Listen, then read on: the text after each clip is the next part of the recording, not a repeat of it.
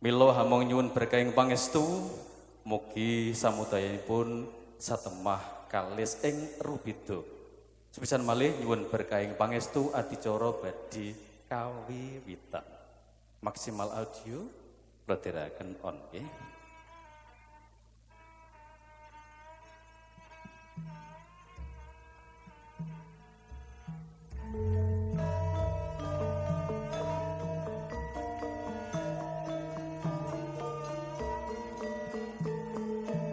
Leng ramyane kang sasangka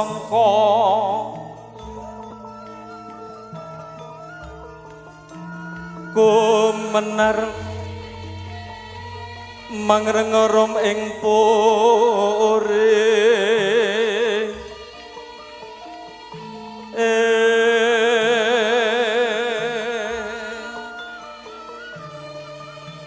Assalamualaikum warahmatullahi wabarakatuh.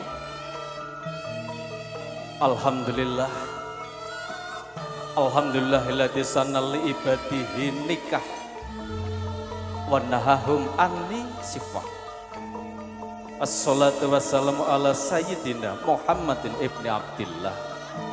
La qaula wala quwata illa billah amma ba'du. Sinartan lumintuning pujiastana saking Gusti Kang Hamur Bingrat Pramudita ya Maha Wikang Allah Subhanahu wa taala satemah babar daya pangariba kang tumanduk ing handika sedaya kacihna kawilujengan dalah kabagas warasan tansah winantuk kajiwa kasalir wonten ing jiwa nggo handika sedaya lumebering dumateng kula waradin sagung paraning dumadi. Nuwun para pepunden, para sepuh bini sepuh, para piniaji aji sepuh ingkang satuhanggung hamestuti dhateng pepoyaning kautamen ingkang kalingga murda murdaning akram sangjaning para alim, para kiai satu panuntun kiblating manembah sangjaning ummah ingkang dahat kina bekten para pangemban-pangembating praja satriyaning nagari pandam panduming para kawula dasih koswasih semarambahing para purna karya labet praja ingkang tuhupana ing pamawas miwah lebda ing pitutur traing sutresna budaya adiluhung ingkang hanggung memardi mardawaning budaya luhur sumarambah para kadang werda madya tumarunuk ingkang dupantes lamun ta sinudarsana kepareng ing rika lenggan enjang menika kaleres ing ari Minggu wagi radite cemengan dumugi kaping sada kaping sekawan 12 Katiti Candra Nawa wulan September warsa 2000 selangkung mapan ing dukuh Klecung dusun Gulang Pongge wewengkon kecamatan Gunung Ungkal Pati Bumi Minatani pahargyan pawiwahan dawuh piring sang temanten sarimbit nenggih kusumaning Ayu Septiani Devi Kirana Putri kinasih Bapak Jasmin Ibu Sri Setiarsih ingkang sampun golong gilik lan geleng winentuk ya jinatu krama dening Raka Mas Bagus Ari Fasa Indra Atmaja Bapak Guntalip Swargi dalah Ibu Vita Suryaningsih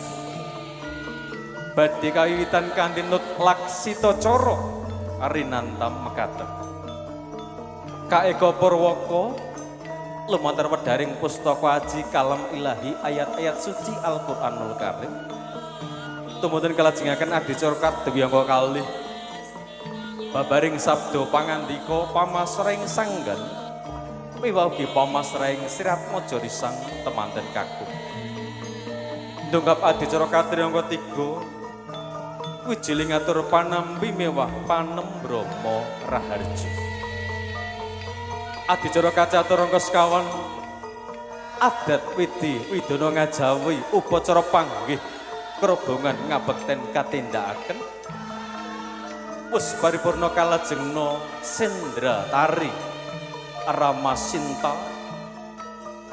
ugi pun lajengaken ing adicara upacara bedol kirap mewah ing adicara kirap manjing. Lulus upacara bedol kirap miwah kirap manjing kalajengaken foto piniji bari gungkang samya hamangun bepisanan paranjen kang pungkasan mangesnungkara samkarya bakti puja wijiling donga panutuping pahargyan pawiwahan mekaten menggah tumapaking adicara rinantam ing rikalenggan enjang menika ing wasana Kulo Dwija Nagara Panatacara semakin makarya serengan kalian kadang kinasih Rena make up artis mijil saking Perum Tayu Kulon Tayu sinengguyung foto luke video syuting Gondes Production klip sinematik Arya Cakri Purnama musik Keling Jepara Dalah Maksimal Audio hangaturaken panembrama wilujeng enjang wilujeng rawuh wilujeng pinarak kanthi mardu mardikaning tias siosa temah wilujenging samu dayanipun nuwun Bapak Ibu mekaten adicara rinantem ndungkap adicara kang kaeka nenggih Purwaka lumantar wedaring pustaka aji kalam ilahi ayat-ayat suci Al-Qur'anul Karim wonten Ustadz ingkang sampun kapiji monggo kula dherekaken tumuju wonten ing sasana ingkang sampun kasematen mirunggan werdining gati kinento hamaosaken ya medharaken pustaka aji kalam ilahi ayat-ayat suci Al-Qur'anul Karim.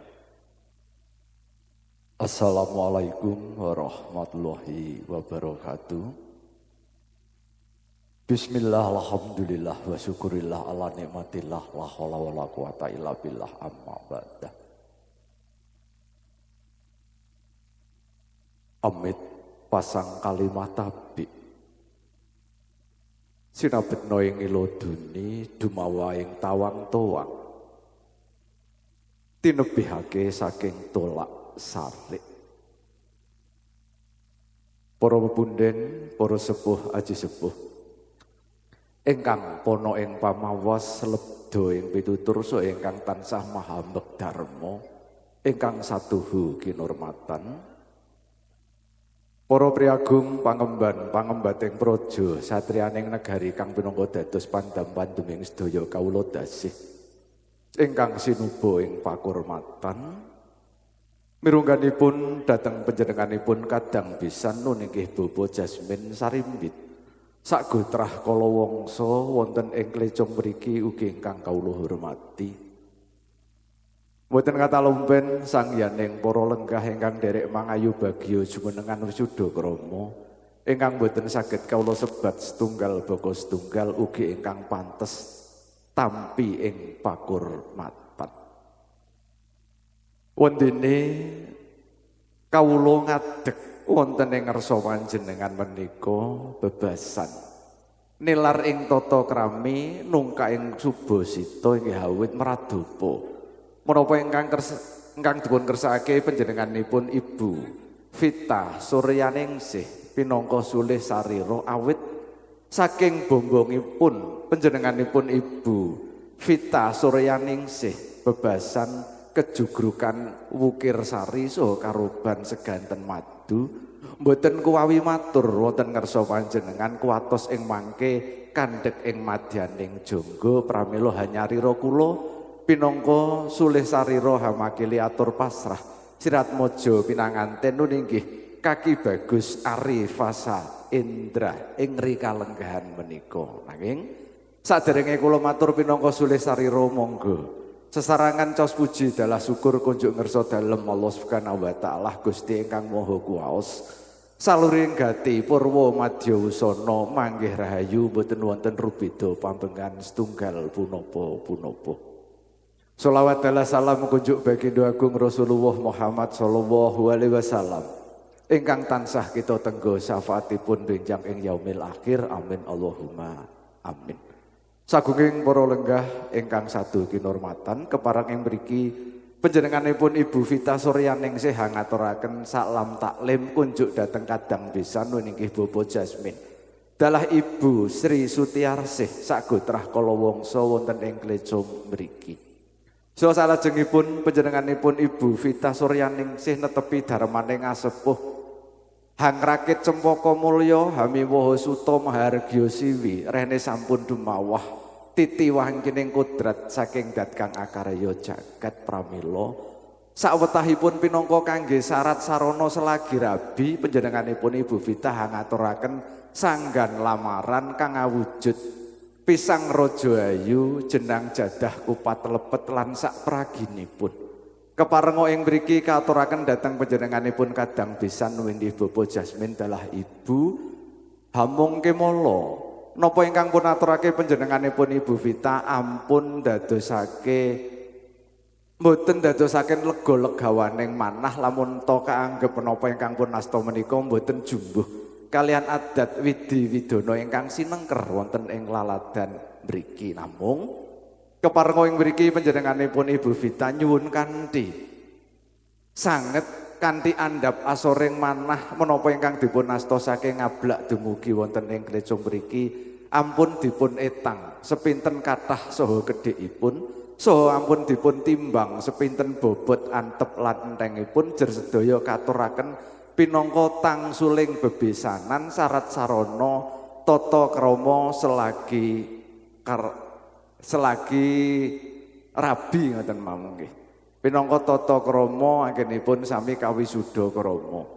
Mekaten ingkang kula aturaken ngaturaken sanggan lamaran sok salajengipun panjenenganipun Ibu Vita Suryaningsih masrahaken Sirat Maja putra nun inggih Kaki Bagus Ari Fasa Indra kapasrahaken sawetahipun dhateng panjenenganipun Bapak Jasmin kersa hanggula wentah hangrengkuh lir kadya putra priyangga. Mugi anggenipun lelomban wonten ing majaning keluarga agung ing mangke saged nuhaken keluarga ingkang barokah, sakinah saha mawaddah lan mugi enggal kaparingan pratima ingkang saged tata jalma, menawi kaparingan kakung mugi lair putra ingkang soleh, menawi kaparingan putri saged lair putri ingkang solehkah wondene.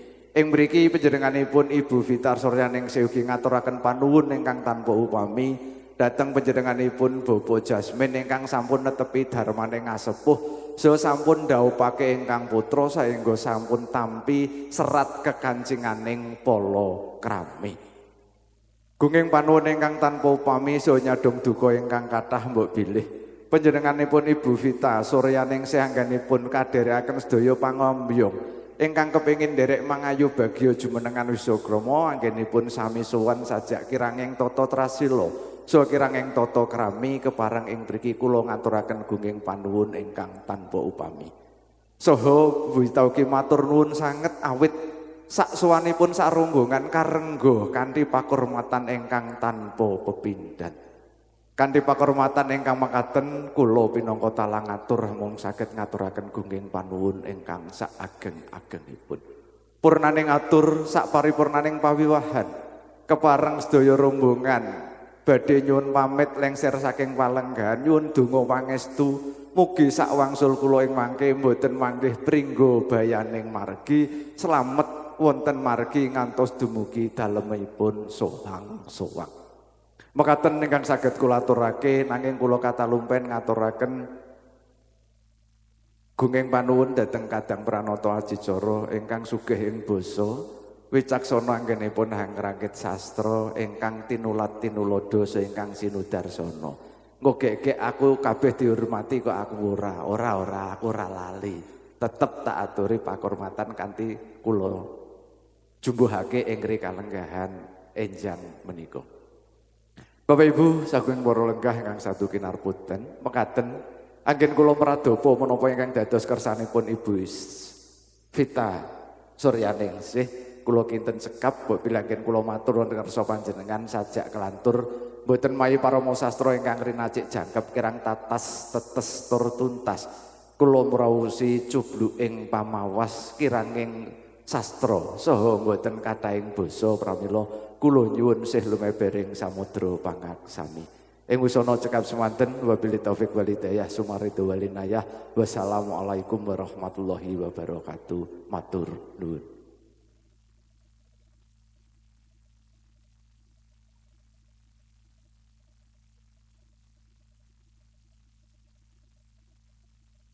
Matur nuwun.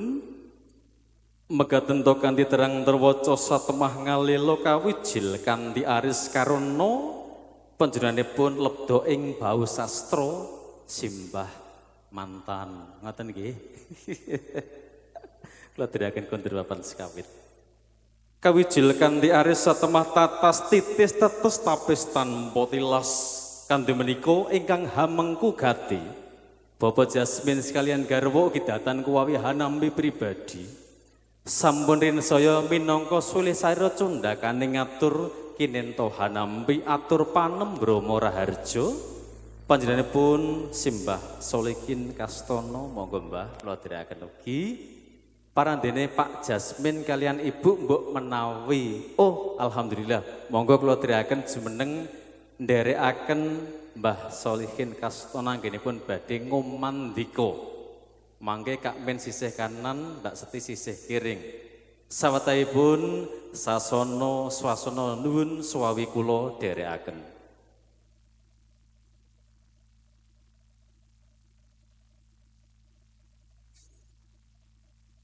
Assalamualaikum warahmatullahi wabarakatuh.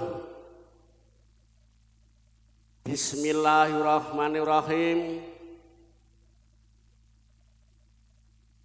Alhamdulillahi rabbil alamin wa bihi nasta'inu ala umuri dunya waddin.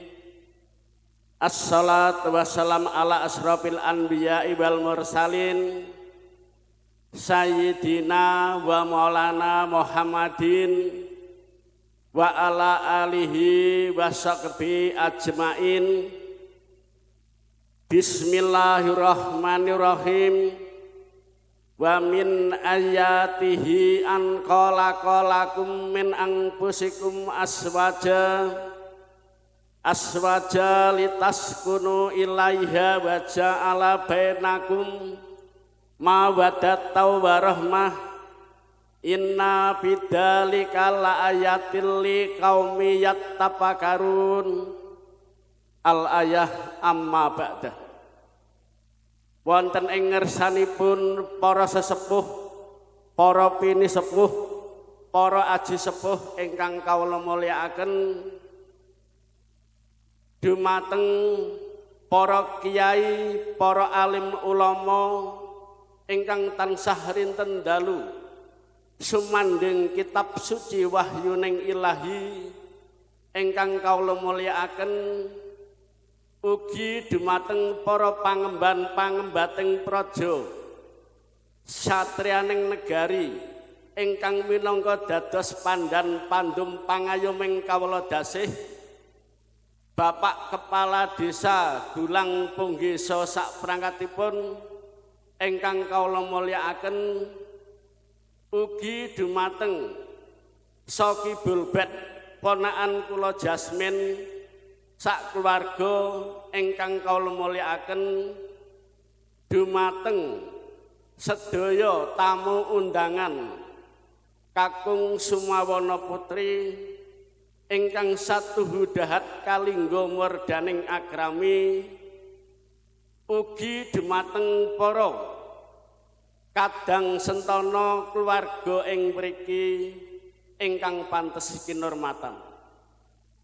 Amit pasang paliman tabib ilah ilo dina sinabetna iladuni tinebihna tulak sarik dumawahing tawang-tawang mugi tinepatosiku denaning Gusti Allah Subhanahu wa taala ingkang maha asih kalilan nono kula cumantaka marak mangarsa matur kanthi ngadeg wonten ngarsa panjenengan sedaya saperlu ngempil kamardikan panjenengan sedaya ingkang katemben pinarak wawan pangandikan karana ing kalodhangan enjang punika kula piniji sa tinuding ngembani wuwus minangka duta saraya miwah cundaka sulih salira satalengatur saking ponakan kula Jasmin sekalian.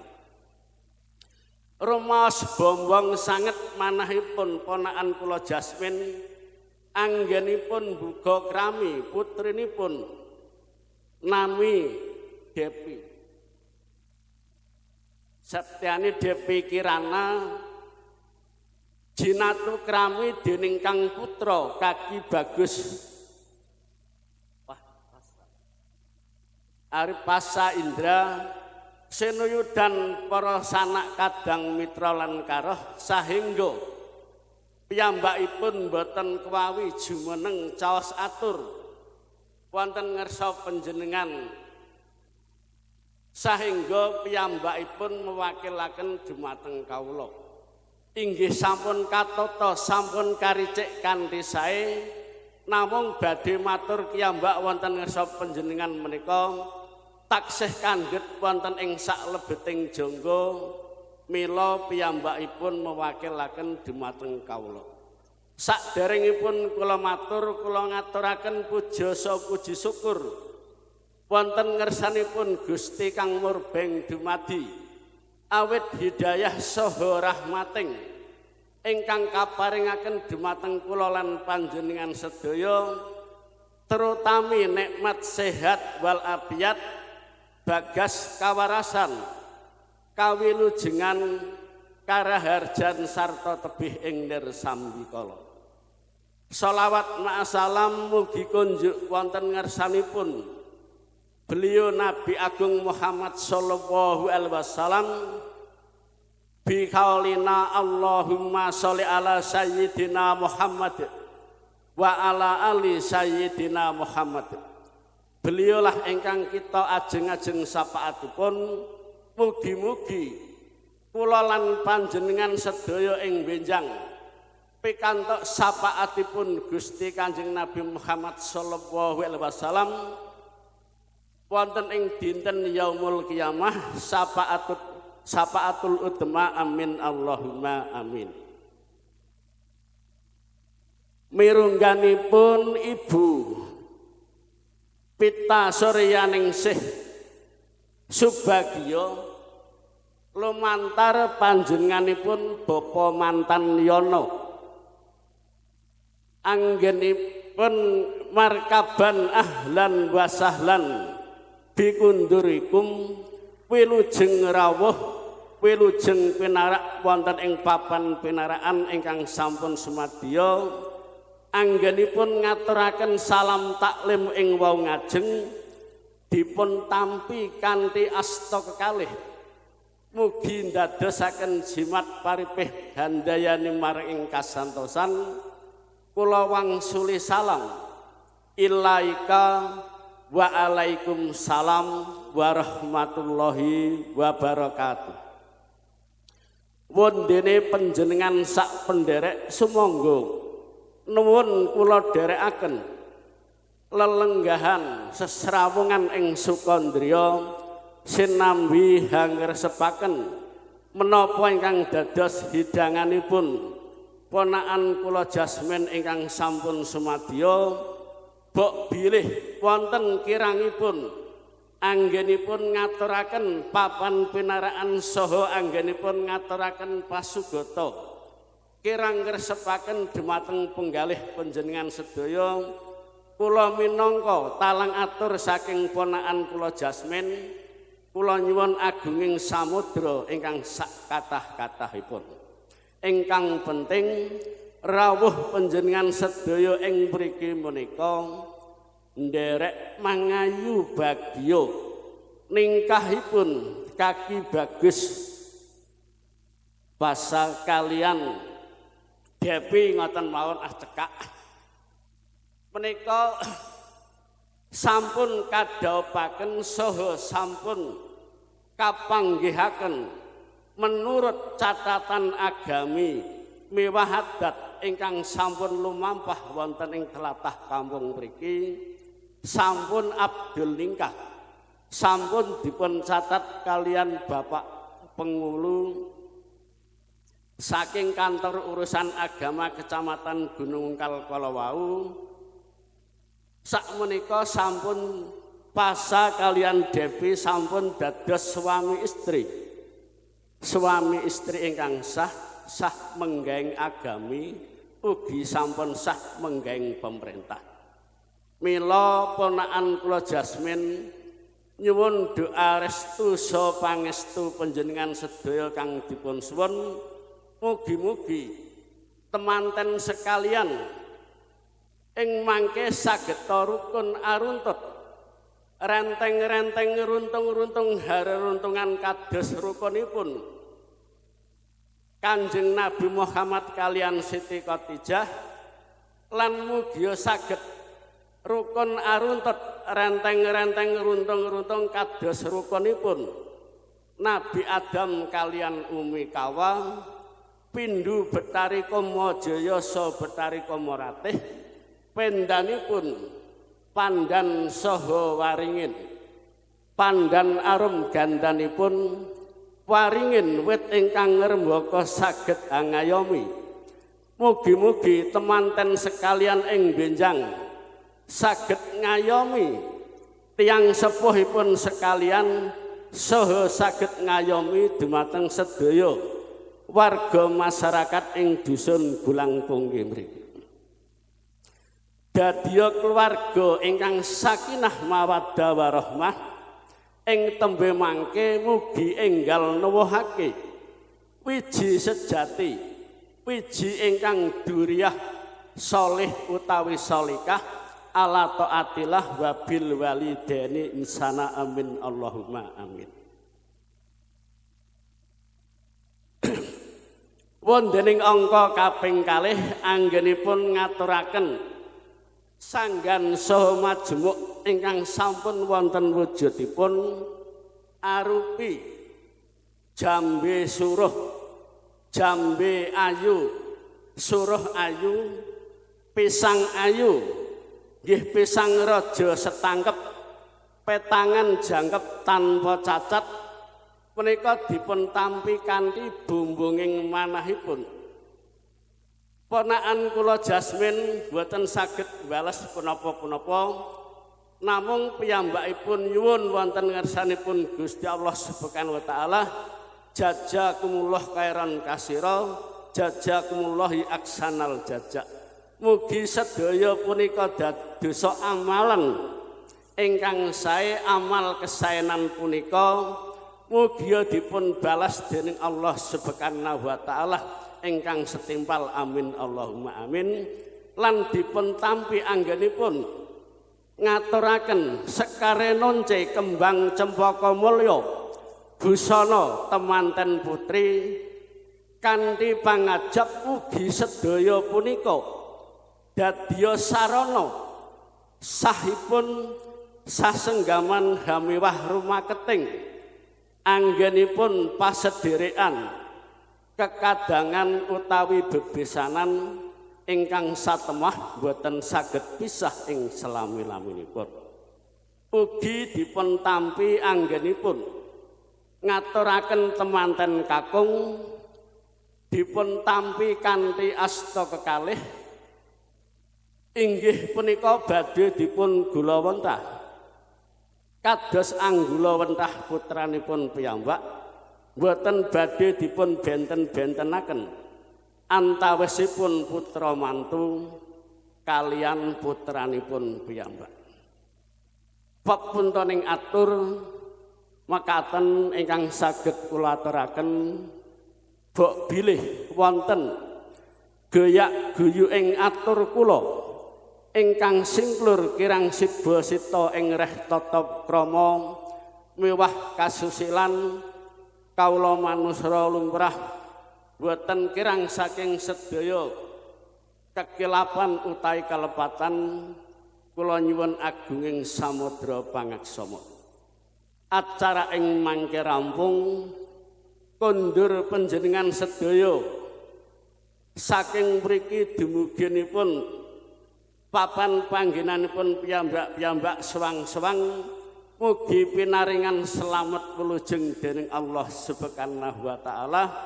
Semonten ugi ponakan kula Jasmin sak keluarga kang kula suwun mugi-mugi pinaringan selamat wilujeng widodho rahayu kalis ing nirsambikala.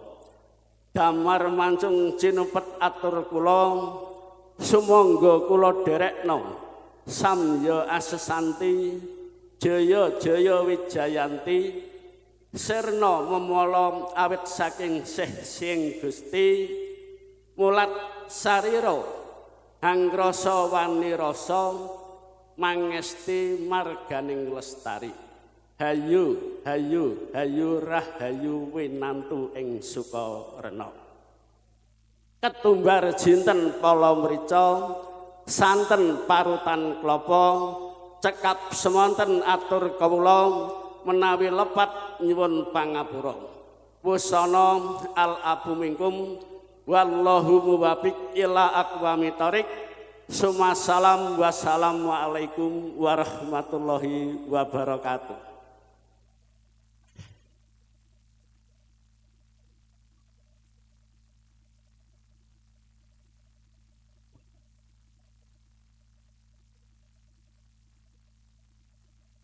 Matur nuwun Mbah Solekin Kastono.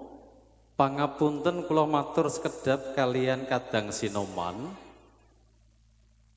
Lali radi gandeng manten tuwa. Menika rak wonten papan kedhik. Monggo mangke kagem tarian wonten mriki. Kersanipun saged wiyar tulung papan kalih menika kageser wonten Jawi.